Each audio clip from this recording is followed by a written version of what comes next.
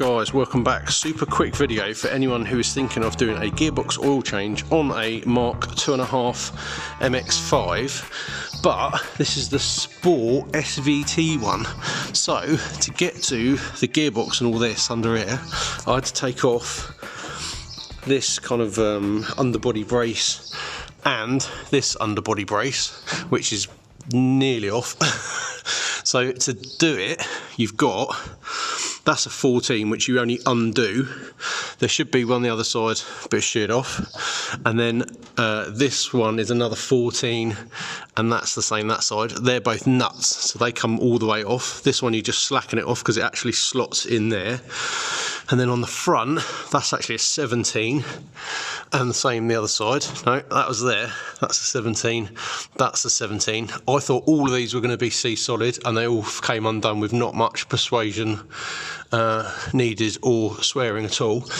And then this is the front one, so this comes off, and this should be 10 mils there and there, and at the front there, but this side has sheared off, so it was a 8mm tech screw, so I've just left it in there and just pulled it down out of the way.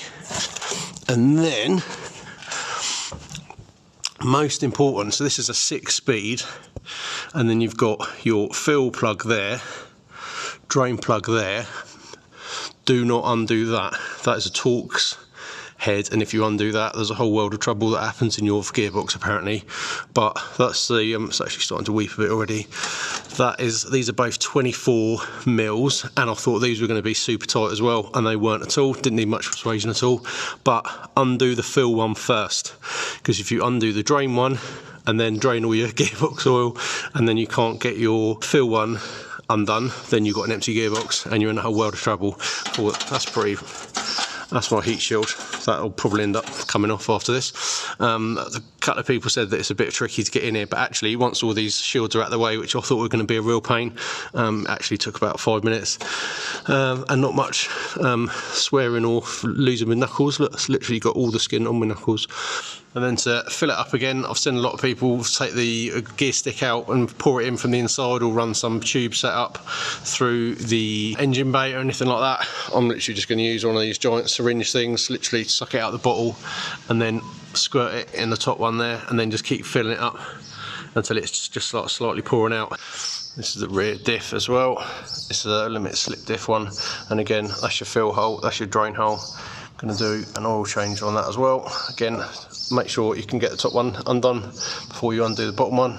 Drain all your fluid in case you can't get it back in there. And then for the gearbox, you'll need 2 of these. This is a Redline MT90, but most important, it's a GL4, so 2 of those.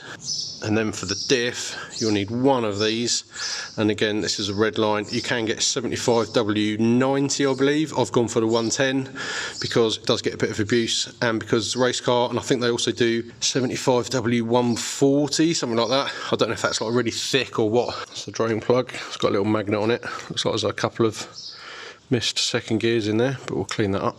Bit of brake cleaner, brand new.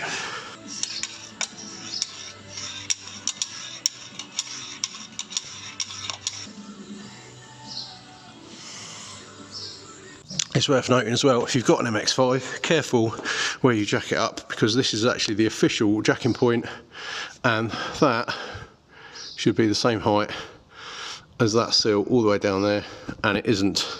Anyway, if you enjoyed that, like, share, check out my other stuff, because it's a lot better than this. But this is, I couldn't find anyone doing this on a video, so I thought I'd quickly do this video. If you've got the underbody brace, it's really, really easy. But yeah, it's a 14mm, 17mm and a 10mm, and ideally, hopefully, not a lot of swearing. See you on the next one.